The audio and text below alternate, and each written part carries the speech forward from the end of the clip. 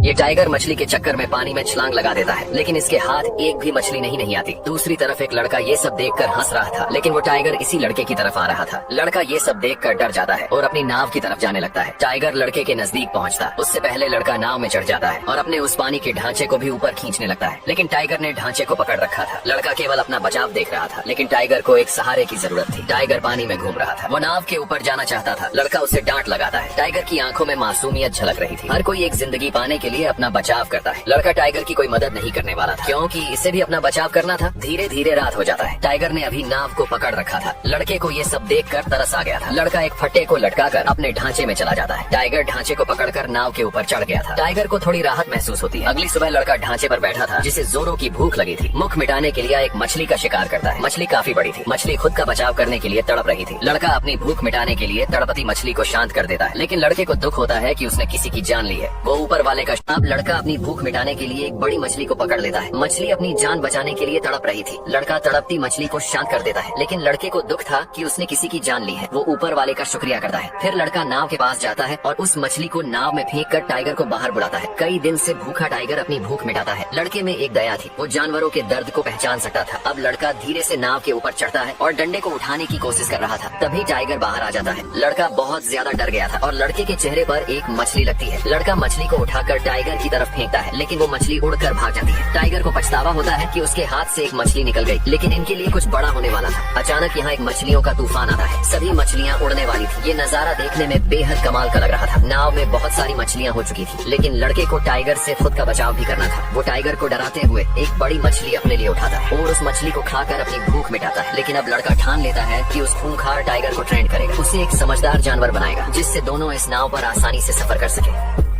अब लड़का उस खूंखार टाइगर को एक डंडे की मदद से ट्रेन करता है। टाइगर बहुत गुस्से में था, लेकिन लड़का हार नहीं मानता। वो हर तरह से प्रयास करता है। डंडे में मांस के टुकड़े फंसाकर उसे खिलाता है, ताकि टाइगर एक पालतू जानवर की तरह बर्ताव करे। आखिर में लड़का चिल्लाकर उसे अंदर भेज देता है। आज की ट्रेनिंग काफी अच्छी हुई थी, लेकिन लड़का अभी भी टाइगर से अलग अपने ढांचे में रहता है, क्योंकि टाइगर पर भरोसा नहीं किया जा सकता था। धीरे धीरे कई दिन बीत जाते हैं। लड़का टाइगर के बिल्कुल करीब आ चुका था। टाइगर भी लड़के को कोई नुकसान नहीं पहुंचा रहा था। तभी लड़के ने देखा एक भयानक तूफान इनकी तरफ आ रहा था। ये तूफान जानलेवा तूफान था, लेकिन लड़का इस तरह के तूफान से बहुत खुश था। लड़का चिल्लाकर ऊपर वाले को शुक्रिया कहता है। आखिर जो भी हो, प्रकृति के आगे दुनिया की हर एक चीज फीकी है। लड़का और टाइगर इस भीषण तूफान में खुद को एक नाव पर संभाले हुए थे। अगली सुबह सब शांत हो चुका था, लेकिन आसमान का नजारा बेहद सुकून भरा था। अब पूरे 1 महीने बीत चुके थे। भूख के कारण दोनों की हालत बुरी हो चुकी थी। दोनों कमजोर हो चुके थे। लड़का टाइगर के पास जाता है, उसके मुंह में पानी डालता है। आखिरकार अंतिम घड़ी में लड़के ने टाइगर को छूकर महसूस किया। टाइगर भूख के कारण कमजोर हो चुका था। दोनों एक अच्छे दोस्त बन चुके थे। इतनी भूख टाइगर कभी बर्दाश्त नहीं करता, लेकिन आज वो बिल्कुल लाचार और मजबूर था। अब टाइगर और लड़का दोनों भूख से तड़प रहे थे। पूरे 15 दिन तक खाना न मिलने से दोनों बहुत कमजोर हो चुके थे और जीने की उम्मीद छोड़ चुके थे। लड़का अपने मम्मी पापा को याद करता है, जो अब इस दुनिया में नहीं थे। अगली सुबह लड़के की आंख खुलती है और वह देखता है कि उनकी नाव एक आइलैंड के किनारे लगी हुई है। लड़का नीचे उतरकर नाव को बांध देता है और वहाँ की जंगली घास खाने लगता है। ये आइलैंड कुछ अजीब था। तभी लड़के को किसी की आवाज सुनाई देती है। उसने देखा कि वहाँ बहुत सारे नेवले थे। लड़का उनके बीच चला जाता है और पानी में कूदकर नहाने लगता है। इस आइलैंड पर बहुत सारे नेवले रहते थे। टाइगर भी नेवलों का शिकार कर अपनी भूख मिटा रहा था। धीरे धीरे सूरज ढलने लगता है और सभी नेवले जंगल के अंदर जाने लगते हैं। लड़के ने रात बिताने का इंतजाम कर लिया था, लेकिन नेवले फिर भी उसके पास आ गए। लड़का उन्हें भगाने की कोशिश करने लगता है। रात का समय कुछ अलग सा दिखाई दे रहा था। लड़का एक फल तोड़ता है और उसे खोल कर देखता है, लेकिन वह फल जहरीला था। इस आइलैंड पर रात के समय हर चीज जहरीली हो जाती थी। अगले दिन लड़का वहाँ से जाने की तैयारी करता है। उसने बहुत सारी जंगली घास और मीठा पानी अपने साथ रख लिया था। फिर वह टाइगर को आवाज लगाता है। टाइगर भागता हुआ आता है और नाव पर बैठ जाता है। दोनों अगले सफर के लिए निकल पड़ते हैं।